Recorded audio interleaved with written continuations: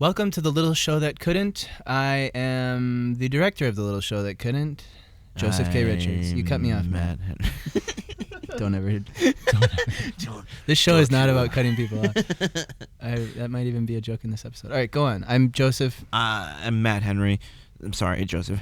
Thank you. I am Reuben Glaser, and I have nothing to be sorry about. And I'm Ryan Dewerth.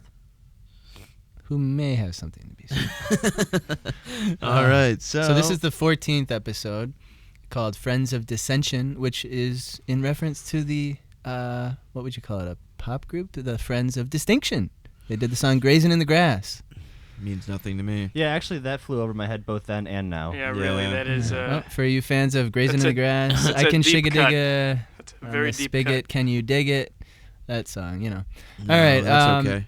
So Friends of Dissension. The Friends of Dissension in this case are Ryan and Reuben. They are Spoilers. They do some shady shit. I don't think anybody is watching this Spoilers. that hasn't already watched it. Spoilers. We I'm gotta gonna side with Kyle. We on this cannot one. avoid. We All can't right, explain fine. this show without. All right, fine. I'm just trying to look out for the viewers that are like, you know. You can't even pay attention if we're talking over it. That's true. It's a very good point. Yeah. What is it? What was the point of commentaries anyway? What are we doing? Yeah. Well. Yeah. So Ryan and Reuben. Yeah, Ryan and Reuben are the Friends of Dissension. We got a cold open. This one turned out well. I remember being happy with this one. Yeah, I really like the opening This and was- the closing. This was, at the time, this was probably my favorite one since the 5th episode. Or maybe, well, I guess the Thanksgiving one. But, yeah, like excluding the special ones, this one was up there. Because there's a lot of cool stuff in this one. And we introduced a very special character as well. Yeah, how did this one do, Ryan, with views? Because I think this one was also particular. Well, actually, no, this might have rebounded slightly, I think. There was a Scoonie boost, I think. I mean, it's hard to be too Yeah. positive about any of these view counts, really. For this one, yeah, this was December 13th, so it's been almost 4 years, a little over 4 years. 163 views that first week, and 311 views in the years since. So it is a... actually, no, it's really Yeah, not much no. better. It's not good. No, It's not getting better. But it always will be. We got to get used to that, you know. Well, There's, again, we do get one special boost coming up later. Yeah. Right. But for the most part, this is a downward trajectory. Yeah. Oh, yeah. It gets worse from In here. terms but of view count, but I think production value only goes up. and For the most yeah, part, quality yeah. wise. There's some outliers. Well, all right. Well, let's see what you guys think of this Outliers? episode. Liars. I'd say outliers. Yeah. But you know, cue it up. Let's cue up the Anyway, episode. all right, this is 14 and 14 Friends of Dissension, and we are starting it right now. So this was a cold open. I filmed this, and Joe Crowley did the audio. This is a fairly long cold open. It's not the longest, but it certainly is, for the time, was particularly long. Yeah, I remember being pretty happy with how this turned out. Yeah, quite even- With the lighting and sinister. Even in everything. revisiting it, I didn't really feel that it was overly long. It's a nice tone. I like the canted angles in this case. Let's Reuben really show his acting chops. Yes. Yeah, and Thank you. It continues that kind of cinematic level like story where it's like, oh, this Yeah. is like a show, you know. It's not Yeah, just and there's like, it's good. It's good. It's good like character development. I think between these two. He's a real shifty guy. But Yeah, this starts a real sharp turn for this we version start. of me. Yeah, we start turning on each other. Yeah, and I think this leads to the probably what I think was the most interesting and planned phase of the show. Not quite yet. There's a few episodes till we really hit running, I think. But this was really like this felt like a something we could maintain, and I Right. think we do for most of the rest of the series. At least for the rest of the first season. There's obviously a lot of disruptions after the first season, but this was cool. I liked. I love that lamp there too. Yeah. Right. That is a and great I lamp. like this addition of the scissors. I think that was Ruben's Yeah. idea, right? That was my homage to Dave Coulier. That menacing light we actually achieved. Wait, by when does he having- do that? Cut it Cut it out. Oh, Is that yeah. from Full House? Yeah. Yes. Okay. Trying to Wasn't- get as many references to Full House in here as I They're can. gonna have to come from you guys. My dad and I are major enemies of Full House, not fans. Yeah. All right. You know, I like the Tanner family personally, but everyone to each their own. I'm a comet Teach man. their own. I love that dog. This menacing light that we had here was actually, we achieved that by having a little floor lamp and just throwing a red bandana over it. So it's got like that under light that makes Reuben look a little bit more maniacal here. Yeah, we've got that really spooky cigarette case. It looks like we recovered it from awesome. Skyrim or something. There's only It was like actually 3 a of gift them from in one of my bosses from Thailand. Yeah, that's really cool. Is your boss like an ancient samurai? No, she's Thai. It was from a Thai there. Yeah, restaurant. that is a really cool. All right, sorry. It kind of makes me want to start smoking cigarettes. Right, just to have that. Yeah, right. Yeah. Yeah, I mean, this scene is lit with like that light on the ground with the red bandana and this lamp, and I don't really think we had anything else on, so that's kind of like, I Very believe I minimal. was shooting it with a 50 millimeter prime at like f1.4, I want to say. So when you go down, and it doesn't even look grainy to me either, really. No. So I think that's a nice atmosphere, nice mood. I like this, like closing on this. Right as he's lighting it, I like that cut. Shifty, chain smoking sort of guy. A little noir feelish there. Yeah. Definitely. Yes. And again, Kevin MacLeod providing the music in the background. Well, there. what's The so hero. awesome about this is like you hear it so many times, but it like that last scene leading into this, it works. Yeah. Other scenes leading into like it always kind of works with Yeah. what happened before it. When we have those cold opens. Yeah.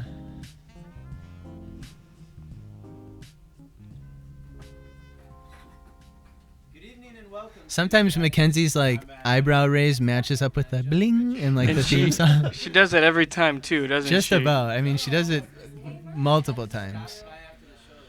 Well, what she didn't do is get her cat mug lined up. Often not, because she would often be holding it with 2 hands. Trying to warm up them Can I get cold some hands. toys? Toys. Your character just loves toys. get some toys. Just loves toys. You're a toy boy.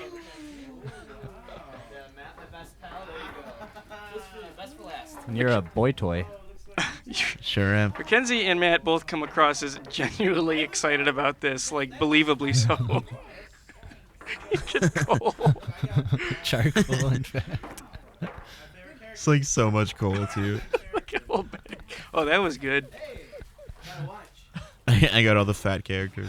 Oh, look at, and I got a note in here on the back of this can. It says if there's a watching that one, that it's Matt's actually.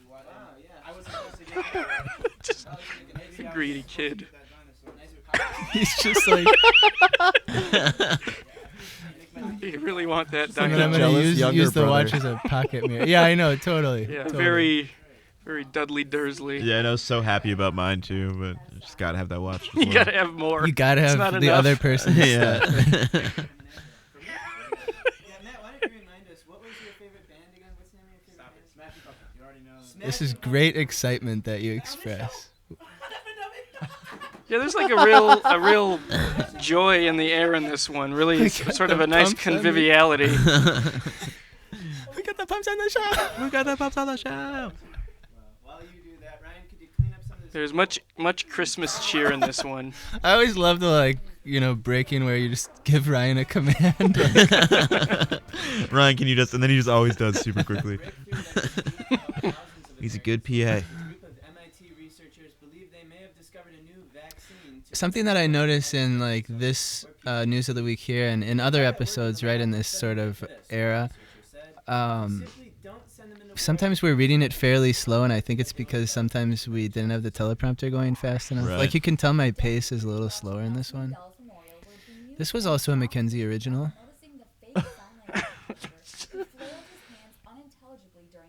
I feel like this is something that would probably get some angry viewers these days. Well, no, because people are still doing that. That only happened this happened again like a couple weeks ago. Somebody faking an interpretation for like a hurricane or something. Hey, Chicago, if Wow. you want to fix a real problem, just start charging $1,500 Yeah, every time your that was a sports funny team one. isn't good. And then maybe if you get more points on the boards, you wouldn't suck so bad, and then your teams could win the big games for once, huh? Your Wisconsin Maybe. is showing in that. Maybe. Yeah, there's a good punchline there. Maybe. Maybe. And Matt's love for sports comes back later in the. You come across as a boy whose parents really love football, and you're just trying to kind of Pretend that I'm into it too. blend in with them. Oh, here we go. We got Vanucci coming up here. So Professor Vanucci, you may not know this, a storied history. So Friday Night Weekly was actually, this is not the first version of Friday Night Weekly, nor was the pilot we made the summer before in 2013. Actually, when I was in junior high, maybe high school, 2002, I started doing a show called Friday Night Weekly that I wanted to make when I was a kid, and one of the first characters that I put on that show was Chris as Professor Vanucci, which is a character that I had since like second grade. Like I've written comics and shit and all since then, and this character goes way back to then. And this dance is actually based on a dream Chris had of two professors dancing to that song with that very specific arm. The very specific arm bouncing back and forth dance. I hope that dream was just like a GIF of two scientists, or GIF if you want to know that, just like he was dreaming about a file of a recurring dance. Yeah, so that character, it annoys a lot of people. Oh, including me. But there's something about it that I always just find so funny. Is it nostalgia, perhaps? Enthusiasm. It might be nostalgia. I've thought about this it. character is hardly tolerable to me. I've thought of it that way, but really, it's that he's so. And there's a new dimension to it. I didn't even finish my sentence there. Okay, Mackenzie. This episode I think added a new layer to it, but I love how he's so like absurd, and he is so over the top. He thinks he invented everything. In the most like overcompensating ways, and now in this context where we're no longer all goofy characters like Professor Vanucci. He's the only Professor Vanucci in this scene. We're all playing characters that are much more grounded, realistic characters, even though they're still absurd. They're not on the level of Professor Vanucci. I think Vanucci is probably a diagnosable narcissist. Yes. Narcissistic maniac. Sure. He should run for president. And so, yeah, like he just, actually, I invented it. And Matt just believes everything. But then he goes into then now Mackenzie's going to start saying hey, isn't this kind of like Chris Ucci, the actor that you work with? And then Chris gets really defensive. And it sort of forms this sort of storyline of maybe it is just Chris Ucci, and he has this weird side of his personality where he overcompensates by taking on this persona that invents everything and is this great inventor that he's not actually, and he has this disassociative. So it's either severe narcissism or split personality, and or schizophrenia. Yes. There's not really a consistent, reality, if you will, in this and Vanucci, show at all. No, it changes. Especially not with Vanucci, but he skips through all sorts of universes and has appeared in all sorts of random ass things that we've made. I enjoy his presence on the show, but I regard him as a character that I love to hate.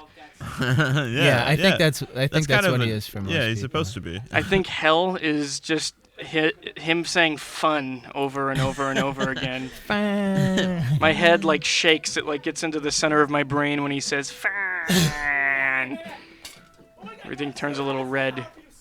The first appearance, Matt's best friend, Scooty. IRL best friend. Best man, right? The best man at my wedding, yeah.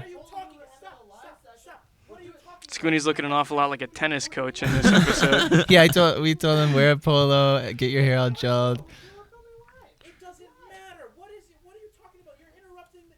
And I mean, as the audience, you would probably think that Ryan and Matt were really good friends. You're probably in the position of Ryan, and then Matt, as an audience member, he kind of turns on you here as well. I look so let down and just disappointed. And we just shared the deodorant. And look how mean I am. Yeah. Whips Mario Party across the room. It's still a great game, but Scoon even has cooler headphones. Yeah. Right. Yeah. It's the upgrade. PA.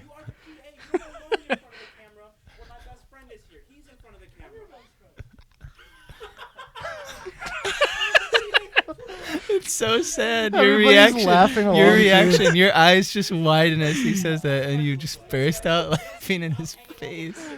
The man who trimmed his own ears for Matt Henry is not his best friend. Scooney does look like a cartoon drawing of a cool guy, though. And then Kyle just kind of pushes him over. Keep moving. And it's the player's choice version. And we're referencing a store that I think closed before the GameCube even came What out. was it? What was Funko Land. Funko Land, yeah, okay. Yeah, that might have become like EB Games or GameStop. I have no idea. No, I think it did. I think it became Okay. EB Games and then GameStop. Don't we reference like Sam Goody or something? No, Isn't that? no, I but don't that's think another so. classic. I guess that's not around anymore, is it? No. This is probably one of my favorite things Oh, that we've man. ever done. For And a show. I'm so Background glad that vocals. Scooney did this. Yeah, Like, yeah. why would he agree to do this? Right. Scooney, Purposely sing bad in falsetto. Yeah. he earned his stripes with this one, I think. I hardly knew the guy, and I thought, he's a good one. This was really hard for us to get through because Oh yeah. I know we were I mean, especially Mackenzie and I kept laughing on. And yet Scooney still looks super cool. Looks like he's in Do They Know It's Christmas at All by Band-Aid. I like that transition right there at the lights too. Yeah. In retrospect, I realized this bit doesn't make any sense at all. I don't even know why Yeah, we it does. kept it. Because I- you were I asking guess me to you're join right. your coalition before. He's just spilling everything. No, the spilling of the coffee. I think it Ah. was originally just completely All right, missing it. right here, we just got pointed out. So viewers, if you want to pause. Oh, it's the Uh, next Okay, one. yeah, it's the next not one. yet. Okay, right there. There we go. Boom. You guys need to go back and pause and just look at that from Freeze when their eyes frame, and then match you've got Conan O'Brien's If They Made It. It makes us very uncomfortable. Yes, yes. That's it. Friends of Dissension. What a good ending with Scooney there. Yeah, I think great opening, great closing. Yeah, and it and- goes pretty quick in the middle too. Mhm, you yeah, know, I for think the most part. Vanucci one's funny. Yeah, he has some good lines in there. Yeah, so that's But you ain't seen no Vanucci yet. oh boy.